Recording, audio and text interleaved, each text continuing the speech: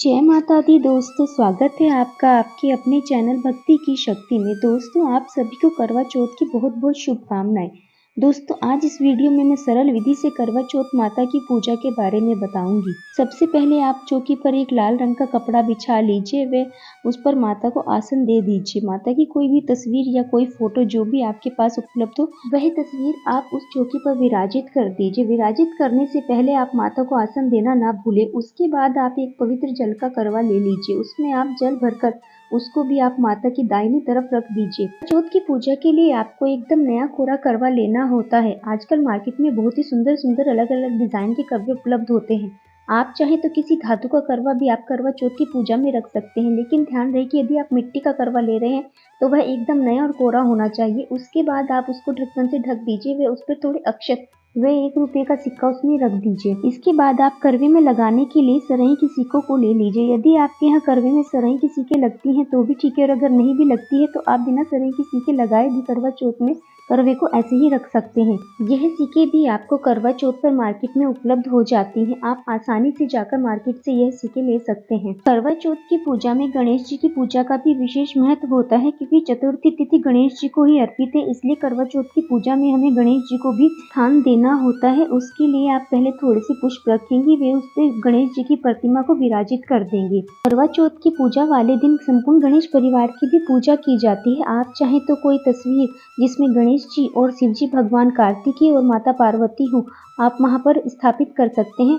अन्यथा कैलेंडर में भी इन सभी के फोटो होते हैं, तो आप वहां पर भी माता पार्वती, शिव जी भगवान व कार्तिकेय गणेश जी की पूजा कर सकते हैं। इसके बाद एक पात्र में जल लेकर वे उसमें थोड़ा सा गंगा जल मिलाकर उस जगह पर वे सभी का शुद्धिकरण कर दीजिए, क्योंकि पूजा में शुद्धिकरण करना बहुत ही अनिवार्य होता है। फिर हमें रोली लेकर करवे पर 13 बिंदियां लगानी होती है। 13 बिंदियां लगाना करवे पर बहुत ही शुभ माना जाता है, इसलिए आप इसे स्किप ना करें। इन बिंदियों को आप अपने करवे पर जरूर लगा दें।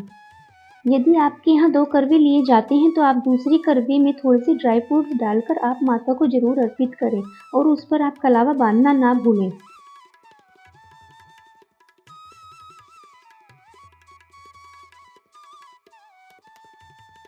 करवा चौथ वाले दिन चांद पूजन का भी विशेष महत्व होता है, इसलिए आप थोड़ी सी अक्षत लेकर चौकी पर एक चांद बना लें व करवा चौथ माता की पूजा करते समय चांद की पूजा भी अवश्य करें।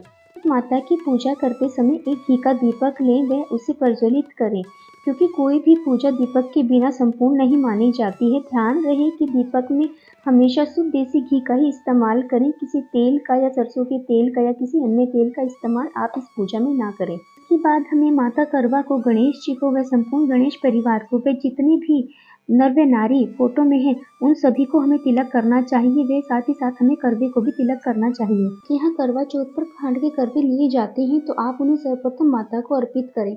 वह पूजा समाप्त होने के बाद शाम को आप इन्हें मंदिर में दान कर दें। यदि आपके घर में कोई बुजुर्ग महिला हो तो यह करवे आप उन्हें भी भेंट कर सकती हैं। चौथ माता की पूजा में आप माता को फलों का भोग अवश्य लगाएं। कटोरी या गिलास में आप थोड़ा सा अनाज ले लीजिए व उसमें थोड़ी सी दक्षिणा रख लीजिए।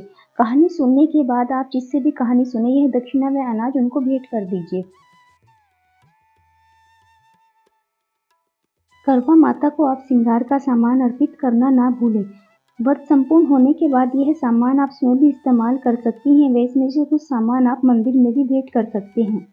आपने जो भी बायना देने के लिए कपड़ा व श्रृंगार का सामान रखा हुआ है आप उसको चौकी पर रख दीजिए। यह श्रृंगार का सामान व बायना आप अपनी ननद, सास या जो भी आपके घर में बुजुर्ग महिला हो उनको आप दे सकते हैं।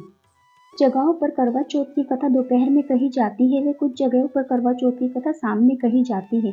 शाम में कथा कहने के बाद आपने जो भी सामान रखा हुआ है व जो भी आपने खाने पीने का सामान अपने घर में व्रत खोलने के लिए बनाया है वह भी आप माता के पूजन में रख दीजिए।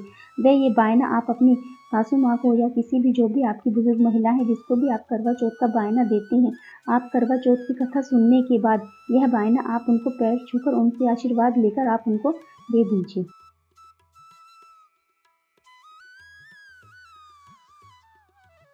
कथा सुनते समय आप गेहूं के 13 दाने व थोड़ी सी दुर्वा अपने हाथ में ले लीजिए। कथा सुनने के बाद यह दुर्वा व गेहूं के दाने आप अपने आंचल में बांध लीजिए। जो भी आपने दुपट्टा या साड़ी पहनी हुई है आप उसके आंचल में इनको बांध लीजिए।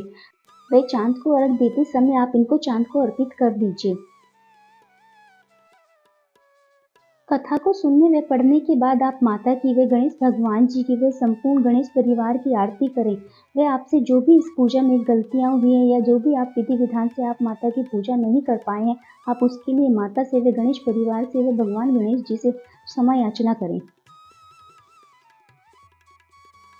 तो दोस्तों, यदि आपको मेरी यह वीडियो पसंद आई हो तो आप मेरी इस वीडियो को लाइक करना, साथ ही साथ आप मेरे इस चैनल को सब्सक्राइब करना ना भूलें। धन्यवाद।